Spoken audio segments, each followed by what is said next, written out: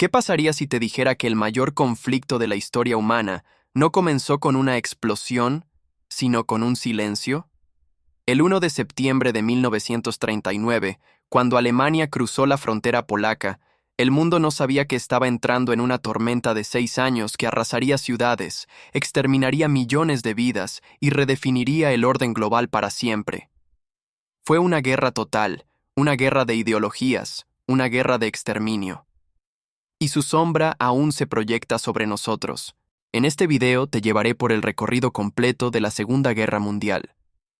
Desde las raíces del odio tras la Primera Guerra, pasando por el ascenso de Hitler y los pactos que sellaron el destino de Europa, hasta los campos de concentración, los bombardeos atómicos y el juicio de los vencidos. Esta no es solo una historia de batallas, es una advertencia sobre lo que ocurre cuando el miedo, la propaganda y la ambición se combinan. Prepárate para entender cómo el mundo estuvo a punto de desaparecer. Antes de que las bombas cayeran, antes de que se formaran los frentes de batalla, millones de personas ya vivían con miedo. En la Alemania de los años 30, el desempleo masivo, la humillación tras la Primera Guerra Mundial y la crisis económica global habían destrozado la esperanza. Fue en ese vacío donde el nazismo encontró terreno fértil. Las promesas de Hitler no eran solo políticas, eran emocionales. Prometía devolver el orgullo, el pan, la identidad.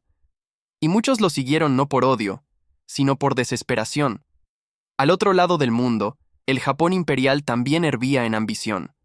Una nación insular, moderna pero asfixiada por la falta de recursos, se lanzaba a conquistar Asia en nombre del emperador. Mientras tanto, en la Unión Soviética, Stalin purgaba a sus enemigos internos y se preparaba para lo inevitable.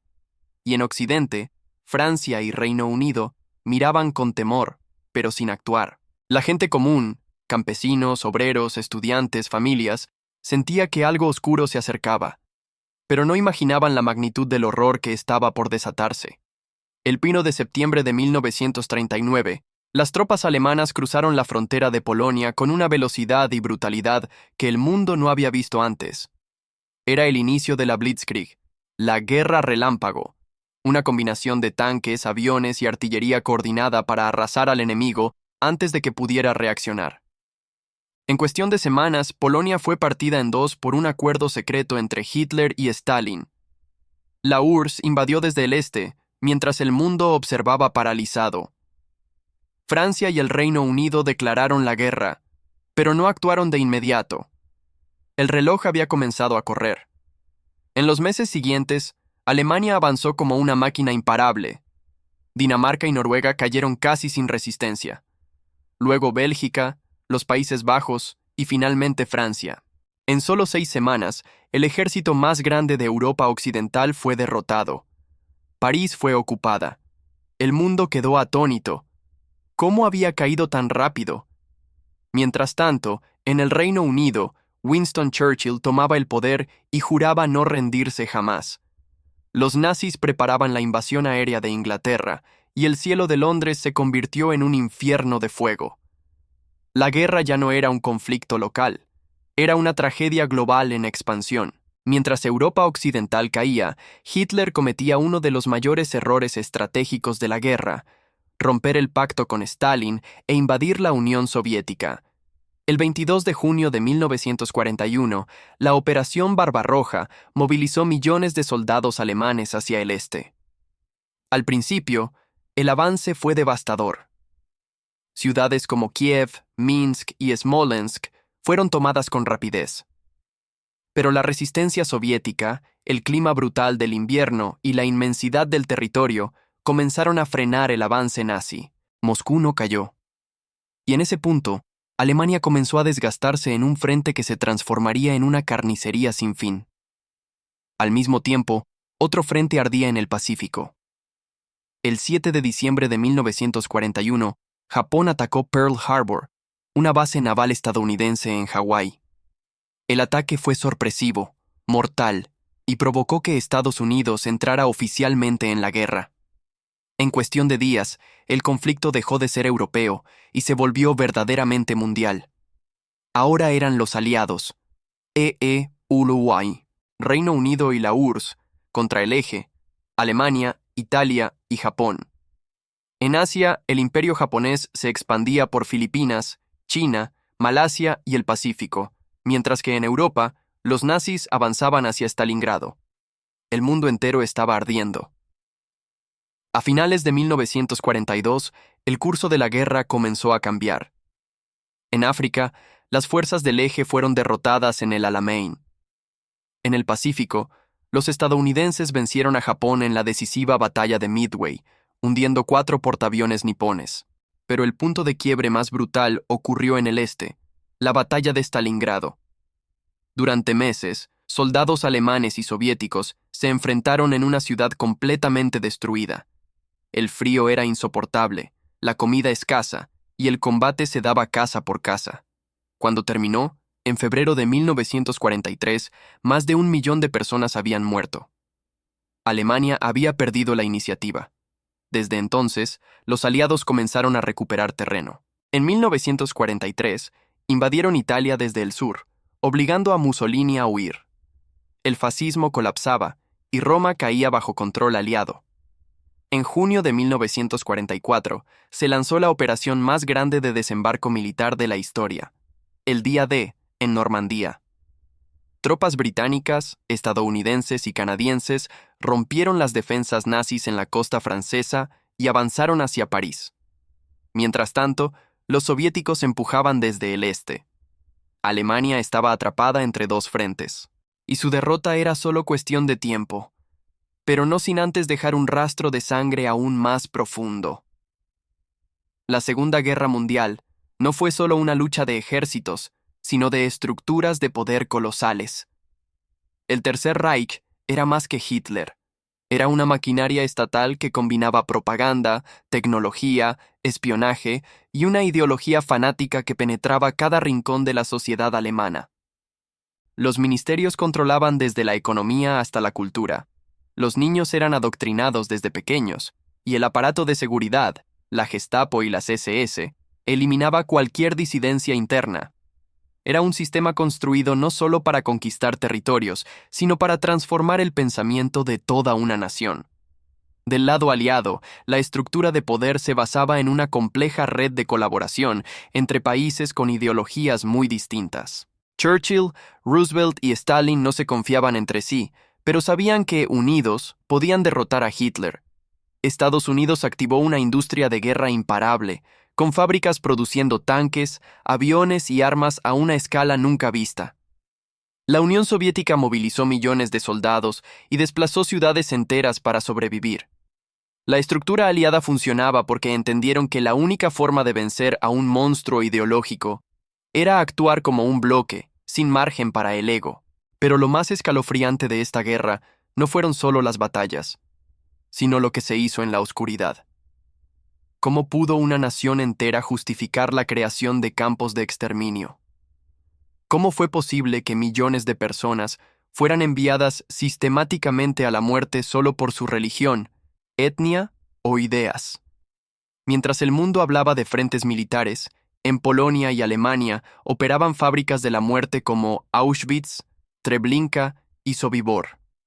Allí no había soldados, solo víctimas, hombres, mujeres, niños. La guerra más moderna de la historia escondía una barbarie más antigua que la civilización misma.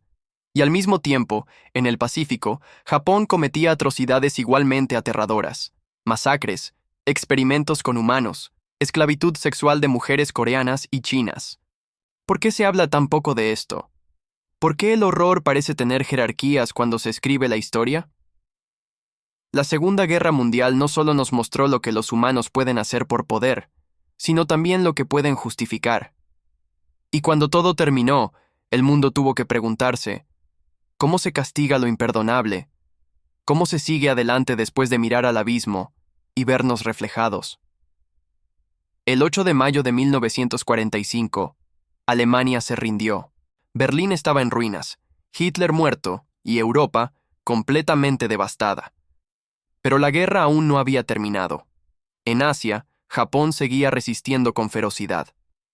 Entonces, Estados Unidos tomó una decisión que cambiaría el rumbo de la historia para siempre: lanzar la bomba atómica. El 6 de agosto cayó sobre Hiroshima. 3 días después, sobre Nagasaki.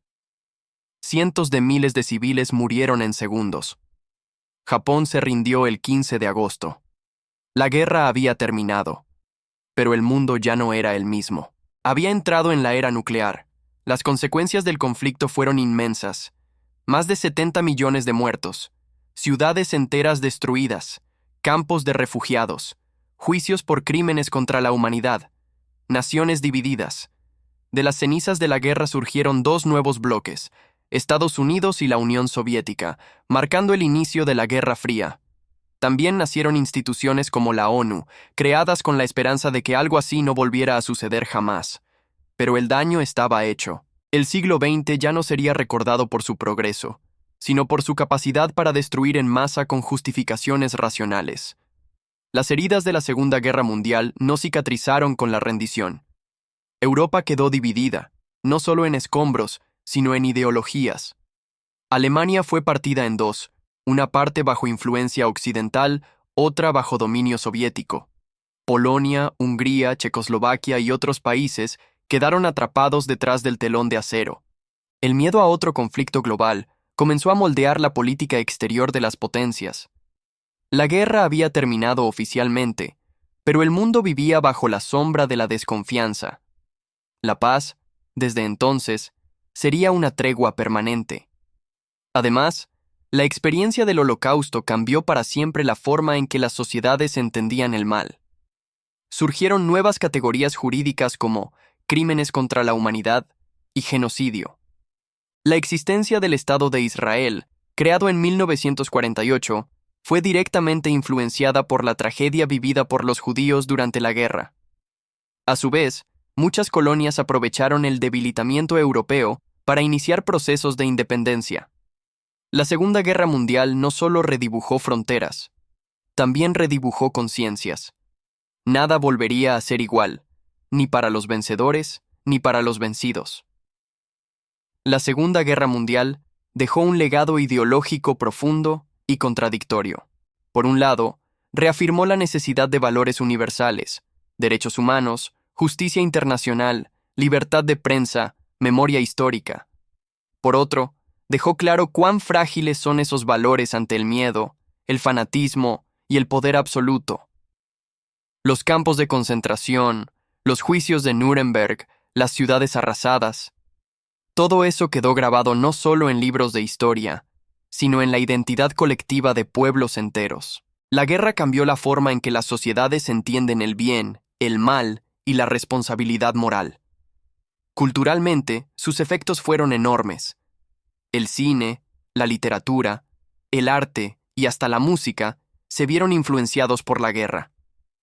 Desde los grandes dramas bélicos de Hollywood hasta las novelas testimoniales de sobrevivientes, el trauma se convirtió en creación. También surgió una nueva industria, la de la memoria. Museos, monumentos, fechas conmemorativas, todo con el objetivo de recordar y con la esperanza de no repetir. Sin embargo, el tiempo ha demostrado que la memoria es frágil y que incluso los horrores más documentados pueden volver a repetirse bajo nuevos nombres y banderas. La Segunda Guerra Mundial no fue solo una catástrofe militar o política, fue ante todo una tragedia humana. Fue la demostración de hasta dónde puede llegar el ser humano cuando deja de ver al otro como igual. Cuando el poder se convierte en ideología y la ideología en justificación del exterminio. Cuando la tecnología se usa no para avanzar, sino para aniquilar. La guerra mostró lo mejor y lo peor de nuestra especie, la capacidad de resistir, de luchar por justicia, pero también la facilidad con la que se puede cruzar el límite de la barbarie. Hoy, más de 80 años después, aún seguimos viviendo en un mundo moldeado por aquel conflicto. Las alianzas, las tensiones, los valores que hoy defendemos o fingimos defender, nacieron de aquel fuego.